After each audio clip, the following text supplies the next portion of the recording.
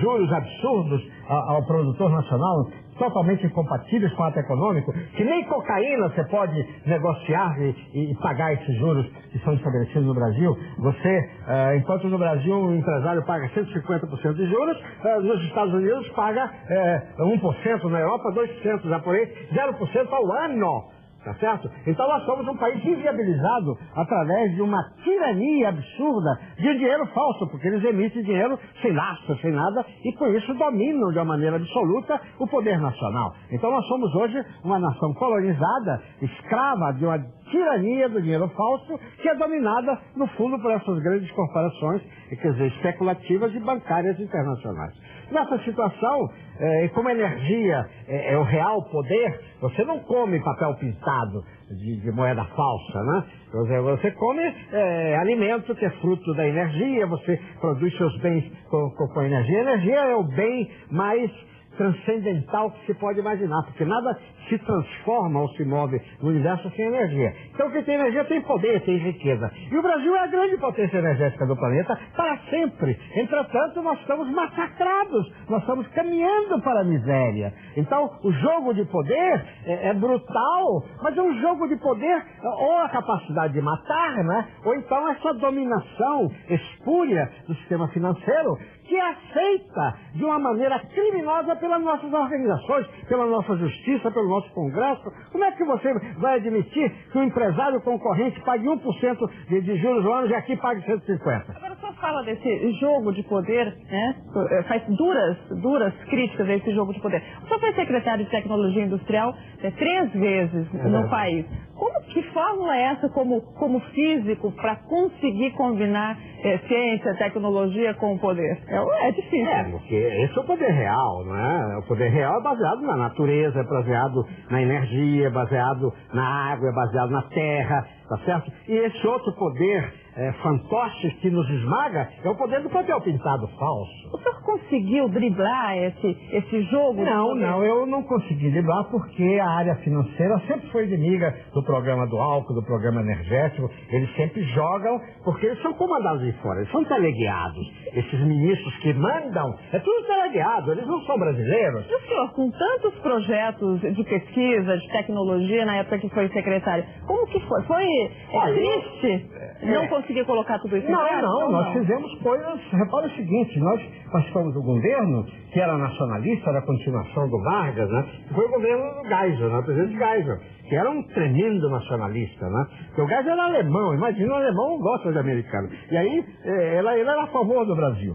Então, naquela época nós fizemos a Embraer, que hoje é a terceira maior empresa de aviões do mundo. Nós fizemos o programa do álcool, que é o único no mundo. Nós transformamos a Petrobras na única empresa que detém a tecnologia de alta prospecção marítima. Quer dizer, a nossa indústria farmacêutica tinha se ampliado em mãos do capital nacional, as nossas firmas de engenharia estavam no mundo inteiro, éramos a 8ª economia do mundo e incomparavelmente imbatível. Nós estávamos realizando grandes trabalhos na área da tecnologia agrícola, né? De estender a semente da soja até o Maranhão, nas regiões tropicais. O Brasil estava em plena expansão.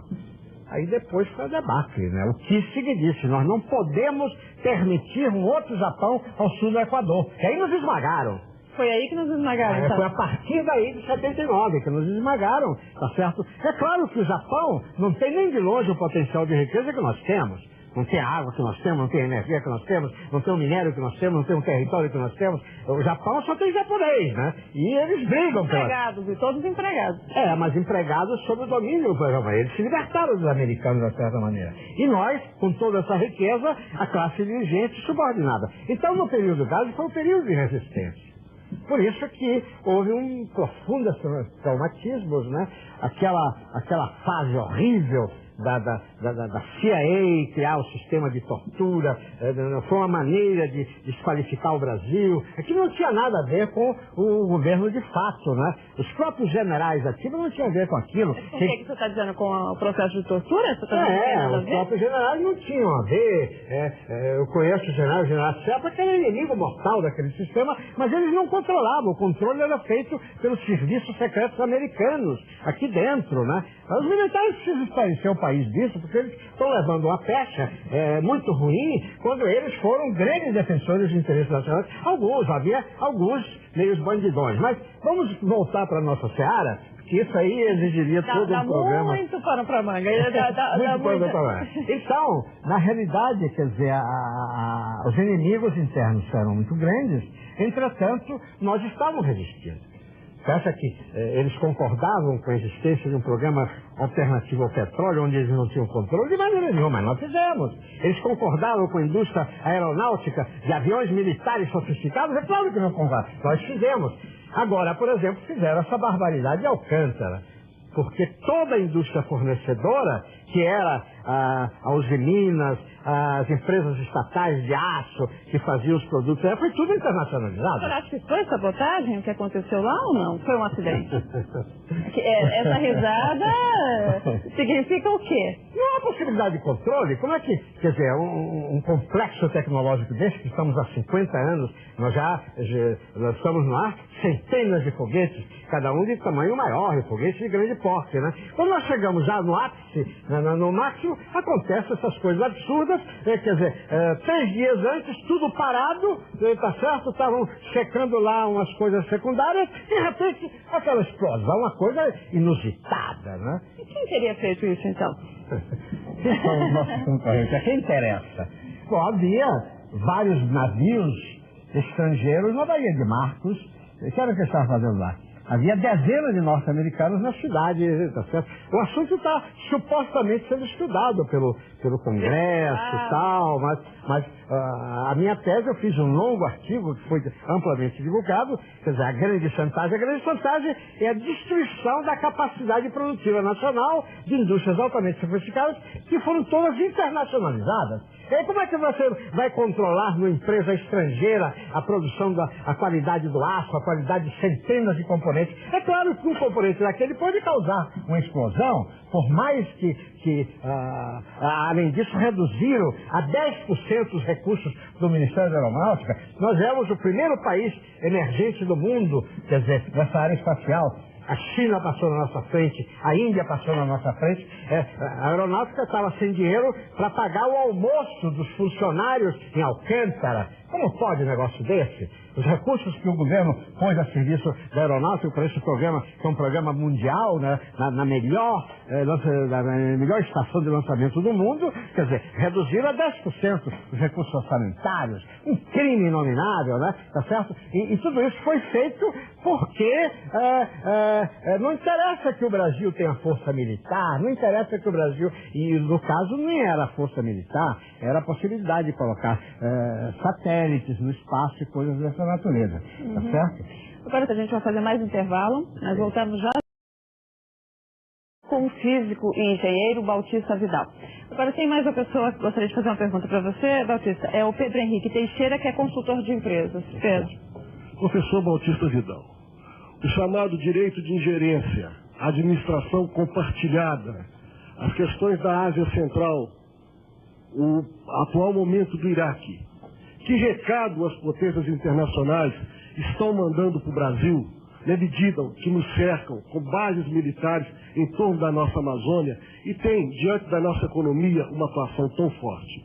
Que recado esse governo leva diante disso? Nós estamos num momento muito crucial, porque os grandes problemas do mundo vão ter no Brasil, por causa dos recursos naturais, a sua solução. É aqui onde está a solução energética do fim da era do petróleo, é aqui que está a solução do problema da água, que é um problema de grande abrangência, é aqui que estão as soluções para a questão dos minérios, por exemplo. Quer dizer, a Vale do Rio Doce é o maior complexo mineral do planeta, com 7.700 concessões, foi doado de graça ao narcotráfico. Veja que coisa terrível. Narcotráfico é Soros. Foi o Soros que era o dono controlava a Fidelis, que terminou abocanhando sem pôr dinheiro nenhum, tá certo? Quer dizer, essas empresas internacionais americanas que compravam distribuição de energia elétrica sob o argumento de que o Brasil não tinha dinheiro, não deixavam as empresas brasileiras investirem seu próprio dinheiro. E aí, quer dizer, diziam que precisava trazer empresas de fora para investir aqui. E elas vieram, não investiram nada, tomaram o dinheiro brasileiro do BNDES e agora não pagam, como o caso da ES, né? Usaram o dinheiro brasileiro que devia ser aplicado exclusivamente com empresas nacionais. Então é uma coisa, esse período neoliberal, esse Fernando Henrique foi um tremendo traidor. Ele desmontou a estrutura de produção nacional, ele destruiu centenas de centros tecnológicos que estavam alcançando nível internacional. Eu era secretário de Tecnologia Industrial, eu conduzia 167 centros tecnológicos. Como que o senhor saiu? Eu saí no final do governo Geisel e depois voltei numa parte do governo Sarney. Mas quando eu voltei, já o sistema estava destruído, né? Eu voltei, foi bom eu ter voltado, porque eu não podia imaginar que o processo fosse tão destruidor, né? Depois que o Kissinger, em 79, fez aquela afirmação, que nós não podemos permitir um outro Japão ao sul do Equador, começou o esmagamento da estrutura produtiva e de conhecimento tecnológico. A estrutura tecnológica brasileira foi completamente destruída. E foi a estrutura que fez, empresas competitivas mundiais. As nossas empresas siderúrgicas eram altamente competitivas, foram praticamente todas internacionalizadas. A nossa indústria de aeronáutica hoje ainda é a terceira do mundo, foi internacionalizada. A Petrobras ainda está em nossas mãos, entretanto, toda a parte de desenvolvimento tecnológico que a Petrobras desenvolvia para 3 mil empresas de capital nacional para vender seus produtos, tudo isso foi desmontado. O Brasil hoje é um país desestruturado, é um país, colonizado, é um país onde os donos dos patrimônios não são mais brasileiros. Artista, a gente já sabe que você é um crítico fervoroso aí do poder, das grandes potências. E quem é, na vida pessoal, Bautista Vidal?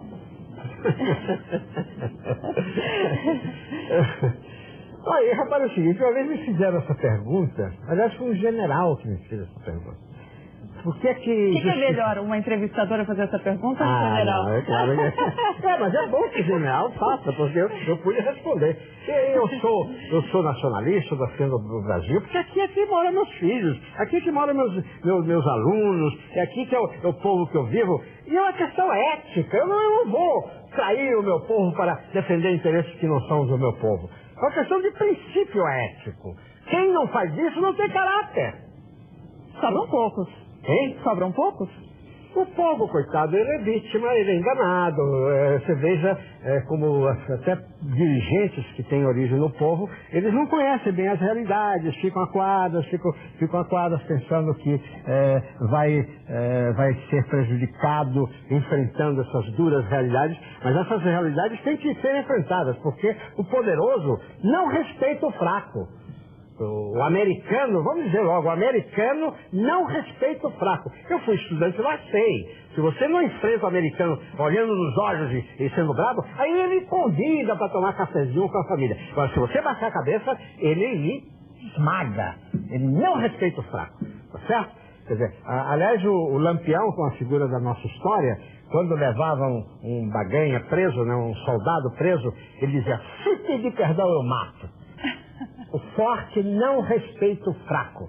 E o brasileiro tem se comportado como fraco e aí é esmagado, sendo a nação mais rica, um povo maravilhoso, base do qual nós podemos construir a mais bela civilização que o homem já viu nesse nosso planeta de infortúnio.